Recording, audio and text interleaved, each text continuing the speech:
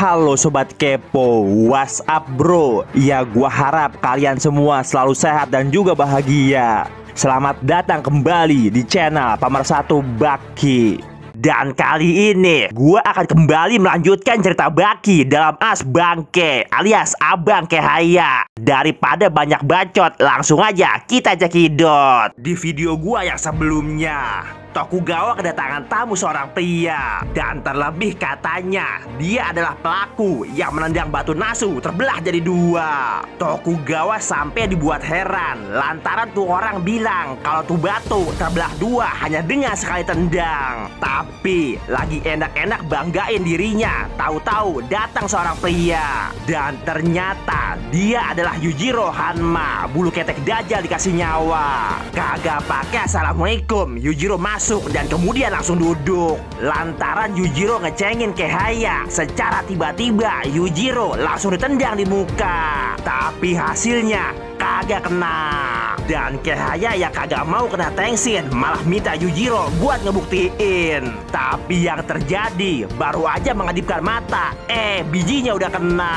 Untung sama Yujiro dikasihanin, makanya bijinya kagak sampai dipecahin. Tapi lantaran si Bake orangnya ngeselin, saat itu juga mukanya langsung dikepretin. Dan crot, darahnya moncrot. Gak ada darah yang jatuh sia-sia. Makanya Kehaya langsung ingat tentang makhluk terkuat di dunia. Dan so pasti dia adalah Yujiro Hanma. Dan Yujiro yang emang ngebet buat ribut, nantang Kehaya buat gelut. Kehaya pun mengatakan kalau ini adalah sebuah penghargaan. Secara makhluk terkuat di bumi memberinya kesempatan untuk berkelahi. Bahkan dengan pede tingkat dewa, Kehaya berkata, "Yujiro, ayo kita coba." Dan seketika itu juga Yujiro langsung pasang kuda-kuda. Dan begitu juga dengan Kehaya. Tapi melihat kuda-kuda Kehaya, Tokugawa langsung dibuat heran. Secara kuda-kuda Kehaya bukan kuda-kuda pesumo dan bisa dikatakan sebagai kuda-kuda penyerang. Bener aja, Kehaya melompat seketika dan seakan mau pamerin tendangannya langsung dimain-mainin. Yujiro yang kagak tahan langsung teriak, "Cepetan woi." Tapi si Bangke gayanya emang perak. Secara dia berkata, pengen tahu level kekuatan kita. Dan kemudian kagak pakai bilang, Yujiro langsung dia tendang. Tapi bukannya kena tendangannya, malah dijepit sama Yujiro Hanma. Sambil ketawa, Yujiro bertanya, "Mau apa lagi lu Tong?" Dan ketika tampang Yujiro semakin ngeri, Kehaya langsung berkata lagi, "Gimana kalau kita begini aja sepanjang hari?" Yujiro kagak terima. Dia kembali bertanya, "Selanjutnya lo mau apa?" Kehaya berpikir dengan cepat, kemudian berkata akan segera melompat. Bener aja, Kehaya melompat tiba-tiba dan kaki satunya langsung mau nendang Yujiro Hanma. Tapi berkat kemampuan Kenbusou Haki, Yujiro langsung melompat dengan tinggi. Saking tingginya, plafon rumah Tokugawa sampai dibuat jebol. Melihat apa yang terjadi, mereka berdua bingung sendiri. Bahkan Tokugawa berkata lagi kalau dia gak percaya dengan apa yang terjadi. Tapi baru aja Kehaya ketawa dengan bangga,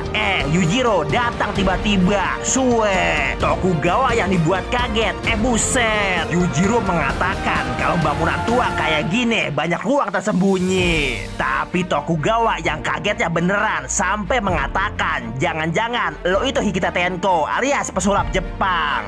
"Bukan, gua Samsudin Hoh tenan." "Ayo lanjutin." Dan seketika Kehaya melompat tiba-tiba. Kemudian dengan sekuat tenaga muka Yujiro langsung dia timpa. Dan udah hampir kena muka, lagi-lagi kagak kena.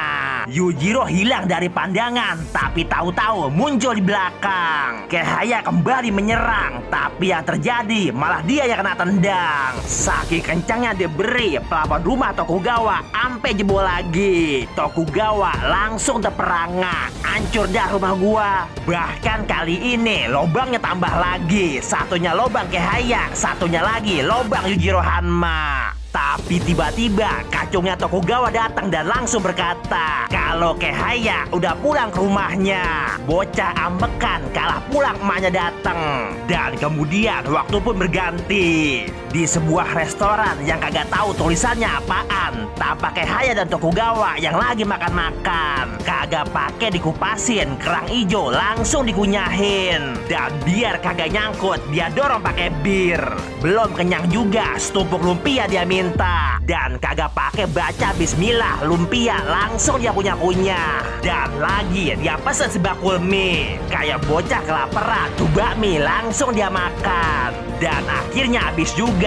Haya yang kenyang ditraktir langsung mengucapkan rasa terima kasihnya. Tapi Tokugawa dibuat heran karena Haya kagak seperti atlet kebanyakan. Kemudian Haya pun bercerita tentang seorang rikishi legenda yang bernama Raiden Tamemon. Dikatakan bahkan setelah menghabiskan 36 liter sake dengan berjalan kaki, dia masih bisa pulang ke rumah sendiri. Dan kata Haya, dia lope banget sama cerita kayak gitu. Secara baginya, makanan adalah kekuatan. Lantaran si bangke orangnya banyak cincong, makanya Tokugawa langsung ngomong, "BTW, ngapa lo kabur?"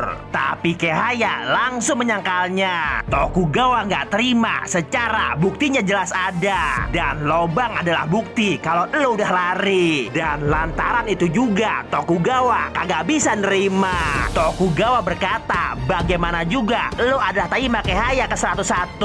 Dan dengan apa yang lo lakukan, leluhur lo pasti nangis di kuburan. Tapi Haya langsung berkata lagi, katanya itu adalah konsep dari Shikiri Naori. Tokugawa yang heran sampai mengatakan sungguh menyedihkan. Bagaimana ceritanya melarikan diri disebut Shikiri Naori. Kemudian Haya langsung bercerita tentang famili Taima. Katanya sebelum pertarungan Sukune dan Haya yang terjadi 2000 tahun lalu, kita nggak pernah kalah sama sekali. Tapi Tokugawa kembali mengatakan kalau sejarah telah jelas dituliskan. Lantaran tendangan Sukune yang keras dan cepat, Haya langsung dibuat rungkat. Dan bangun-bangun udah di akhirat. Tapi Haya kagak terima. Katanya karena kekalahan sekali. Bahkan setelah melewati banyak generasi, secara nggak adil dengan kata lemah keluarga mereka dilabeli. Tapi Haya kembali mengatakan setelah 20 abad kemudian keluarga Haya belum terkalahkan. Haya kembali nambahin lagi, katanya Shikiri Naori adalah sebuah janji untuk kembali bertarung setelah rehat sejenak. Haya kembali mengatakan kalau rikishi bukanlah sebuah bela diri. Makanya tipuan dan kecurangan bukan sebuah pilihan. Tapi essence sumo berbeda, karena bagi kita semua dibolehkan.